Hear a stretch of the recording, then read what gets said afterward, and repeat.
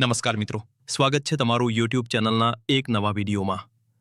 6 થી 8નું final cut off કેટલું રહેશે એની વાત આજના વિડીયોમાં કરવાના છીએ।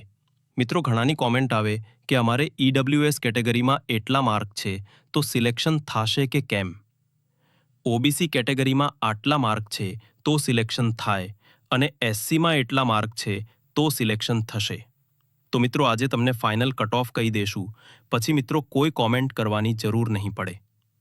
તમારા કેટલા માર્ક હોય તો તમારો વારો પાકો થઈ શકે એની વાત કરીએ આપણે। મિત્રો, જેટલા પણ વિષય છે બધાય વિષયની વાત કરીશું અને તમામ કેટેગરીની પણ વાત કરીશું। કેટેગરી પ્રમાણે મિત્રો તમને આખું કટ ઓફ કેટલું રહેવાનું છે તે જોઈએ। તે પહેલાં તમે આ યુટ્યુબ ચેનલના પર નવા હોય તો ખાસ કરી ચેનલ સબસ્ક્રાઇબ કરી બેલ નોટિફિકેશન ઓન રાખજો કે જેથી કરી આવી અપડેટ અમે સૌથી પહેલાં છે તમારા સુધી પહોંચાડતા રહીએ। તો સમય ન બગાડતા આગળ વધીએ। મિત્રો, આપણે ગણિત વિજ્ઞાન વિશે વાત કરીશું। ગણિત વિજ્ઞાન વિષયમાં પણ જનરલ કેટેગરીમાં મહિલા તથા પુરુષ બંને માટેનું કટ ઓફ કહેશું। તો જો મિત્રો, આ ફિક્સ ફાઇનલ કટ ઓફ રહેવાનું છે। જો ભાઈ તમે જનરલ કેટેગરીમાં આવો છો અને ગણિત વિજ્ઞાન વિષયની અંદર તમારે સિલેક્શન મેળવવું હોય તો મોસ્ટ ઓફ તમારા છે 74 માર્ક્સ હોવા જોઈએ। કેટલા 74 માર્ક્સ હોય એટલે તમારું સિલેક્શન થઈ જશે। આની ઉપર જો તમારા માર્ક હોય એટલે તમારું સિલેક્શન છે મિત્રો પાકું થઈ શકે છે। એના પછી જનરલ કેટેગરી બાદ આવશે આપણે એસીબીસી કેટેગરી। એસીબીસી કેટેગરી માટે મિત્રો કેટલા માર્ક્સ હોવા જોઈએ? તો જો પુરુષ ઉમેદવારો હોય તો પુરુષોને છે એ મોસ્ટ ઓફલી 72+ માર્ક્સ હોવા જો। મહિલા ઉમેદવારો તો મહિલાઓના છે 70 માર્ક્સ હોવા જો। આ ગણિત વિજ્ઞાન વિષયની વાત થાય છે। નેક્સ્ટ કેટેગરી આપણે ઈડબ્લ્યુએસ કેટેગરીની વાત કરીએ મિત્રો। તો ઈડબ્લ્યુએસ કેટેગરીની અંદર જો પુરુષ ઉમેદવાર હોય તો પુરુષ ઉમેદવારને છે મોસ્ટ ઓફલી 71+ માર્ક્સ હોય તો એનું સિલેક્શન થઈ શકે છે। બાકી મહિલા હોય તો મહિલાઓને છે 70ની ઉપર માર્ક્સ હોવા જોઈએ।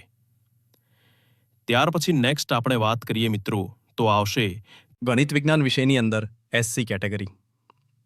તો એસસી કેટેગરીમાં જો પુરુષ ઉમેદવારો હોય તેને 69 માર્ક હોવા જ જોઈએ અને મહિલા ઉમેદવાર હોય તો મહિલાઓને છે એ 69ની આસપાસ માર્ક્સ તો હોવા જોઈએ। એના પછી નેક્સ્ટ આપણે એસટી કેટેગરીની વાત કરીએ મિત્રો।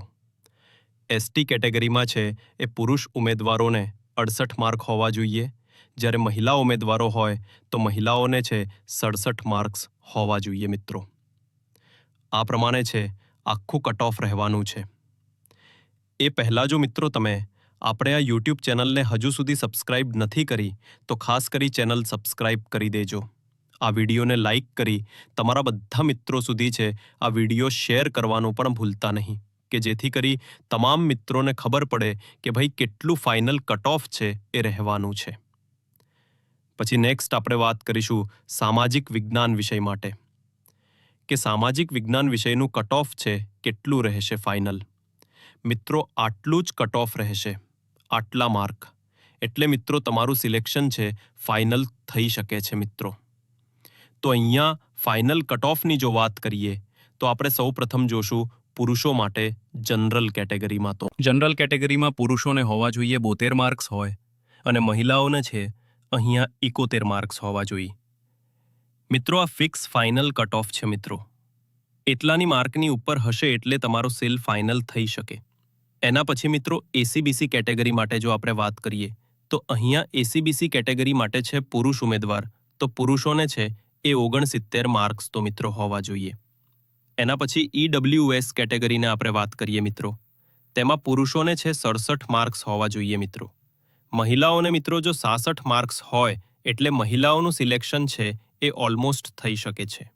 એ પછી એસસી કેટેગરીની જો મિત્રો આપણે વાત કરીએ તો એની અંદર હોવા જોઈએ પુરુષોને છે 66 માર્ક્સ હોવા જોઈએ અને મહિલા ઉમેદવારો તો મહિલાઓને છે 65 માર્ક્સ હોવા જોઈએ। પછી નેક્સ્ટ વાત કરીએ મિત્રો આપણે એસટી કેટેગરી કે જેની અંદર છે મિત્રો પુરુષોને હોવા જોઈએ 64 માર્ક્સ અને મહિલાઓને મિત્રો જો 63 માર્ક્સની ઉપર હોય એટલે એનું સિલેક્શન છે પાકું થઈ જવાનું છે।